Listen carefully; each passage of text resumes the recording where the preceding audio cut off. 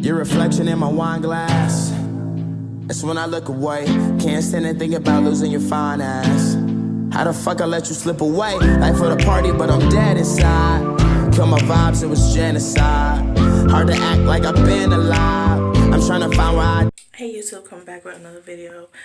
I'm doing an update on the Q&A post office because I'm seeing that people are asking a lot of questions about the post office, and I'm just gonna put some of the questions on this video and hopefully I answer all your questions. So I'm currently not working at the post office, so questions that people are asking: how do you be able to take the virtual entry assessment? You have to apply to all the positions or just one position that you really want to apply for. Then they send you an email giving a link towards the assessment.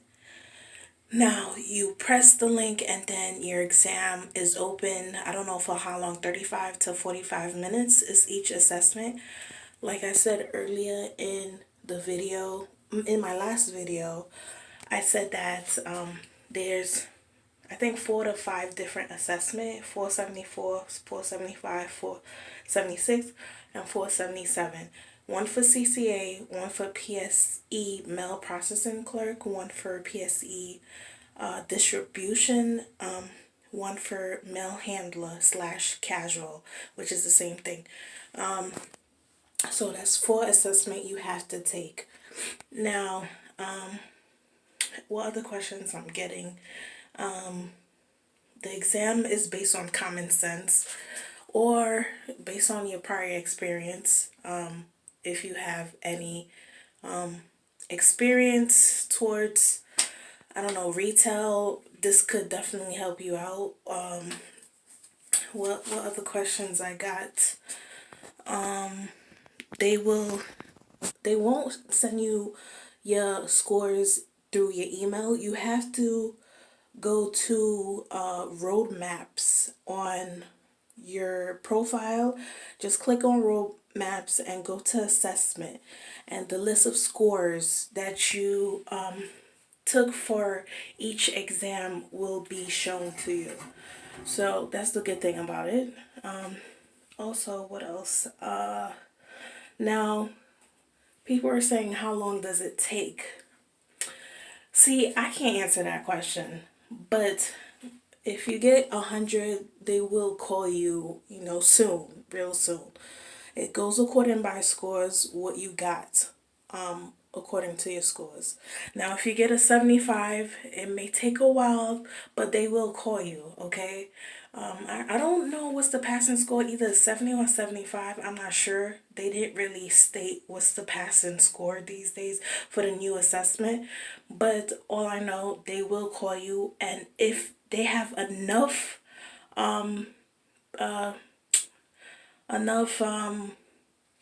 limit for the job position, they will cut it off. So for instance, if they take from 95 to 100, or 100 from your scores, 100 to 95, and they cut it off. Now, all that 94 to 75, you won't get called. So it depending on how many people they need, they may not need a lot of people, and you may have to reapply, keep reapplying until they call you back. So don't get upset if they don't call you, because it, like I said again, it goes according to your scores. What else? Okay, description of each job position. A CCA is a mail carrier. The mail carrier, mailman, short-term mailman that organize their mail to send mail to each of your house. If a lot of you guys don't know which each description of the job is, CCA, to be honest, is the most hardest job out of the 4 or 5 position that they offer. Okay, the reason why a lot of people, I think over 70% people who gets hired quit the job within the 90-day probation because it's a tough job. Yes, it is. I've worked in the post office, and it's really a tough job. I see CCAs just be so frustrated, and I give them props for doing it. And a lot of people don't know mailman, they need the respect, because I do not know how they could do it. That job is just really difficult. But some people may enjoy it. A lot of people may enjoy it, especially walking and just getting fresh air during those hours that you're outside. So some people, it may be for them. But people with family, I advise you, you have to think twice. You have to have backup to the babysitter, like 4 babysitters backing up. Okay, continuing my video. CCAs get a lot of work hours, overtime, meaning 60 plus. If you're single, this is a great job for you. If you have families, it may be a little bit difficult, but make sure you have a lot of babysitters back up. If one call out, you have somebody else to be with your kids and stuff like that. CCAs, they make a lot of money, meaning with overtime. You, to be honest, majority of times in New York City, I've seen CCAs work more than 60 plus per week. So don't be surprised. It's hard work. Okay. You walk a lot, you get tired. The next job I would say is the PSC, mail processing clerk, which is you working in the plant, which is a big place where they distribute different zip codes of mail, get it ready so it could go towards the stations of that particular area. What else can I say? The plant is not that bad, but again, you may work overtime, especially holidays. And yeah, that's all I can say about that job. What else? Mail handler is when you handle the mail and you give it to the PSC, mail processing clerk, in the plant. So they also work in the plant also, that I know of. I've seen some few mail handlers at stations. I think those are at the bigger station, but it'll be one or two. But a lot of mail handlers that I seen works at the plant, which is just giving the mail to the mail processing clerk to handle, basically sort out the mail. It's hard work too. And mail handlers, sometimes they get overtime. Yeah, sometimes they get a lot of overtime. But casuals, I have to tell you guys about casual. They pay a little bit less. It's the same thing as mail handler, but casual is not guaranteed hours and they pay less. So if you want casual, just a temp job, then casual will be good for you. But at the same time, casual mail handler is the same, but casual pays a little bit less. That I know my information from.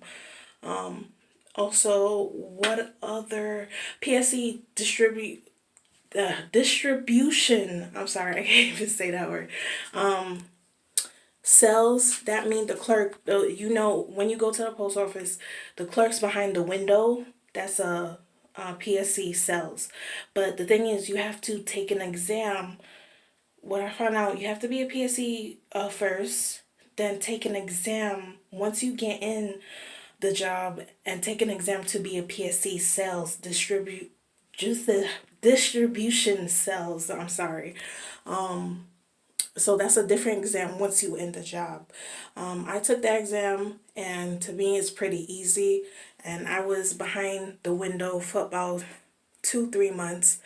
I loved it, but at the same time, there's customers that will trick you and bring in fake money, and girl, I could tell you stories with customers. saying this, that, whatever. But anyway, that's another story. But yeah. So that would be, you have to take another exam once you get into the PSC clerk. I think you have to work a year or two and then you take the exam, and it depends on the post office need. If they need a sales, you take the exam and you become a clerk and you start from there. Yeah, but that's the easiest one because you're behind the window and you're handling money. But if you're horrible at handling money, then that's not the job for you. Other questions people have asked at the interview, it's individual. They put you as a group interview, but then after they call you one by one and you interview with the, I don't know, postmaster or of of the post office, I don't know, but they headmaster or postmaster, I'm not sure, interview each person and they see if you're qualified, think you're qualified by answering certain type of questions and go from there. Now, after that, they'll send you an email either saying, thank you for trying, you're not qualified, or you've been qualified to come for orientation. And I think it'll be training for, it depends. CCAs have 2 weeks of training. PSC have, I think, three days of training. And you go from there. After that, you get hired, and either they train you at the job, which is, I don't know, sometimes some places they train you a week, sometimes they train you an hour, and that's a go. So any other questions that you need to ask, just ask me. I'm not fully experienced. I just have a couple of months in the post office, and I'll try to answer my best abilities. Thank you. Please subscribe to my channel. Bye.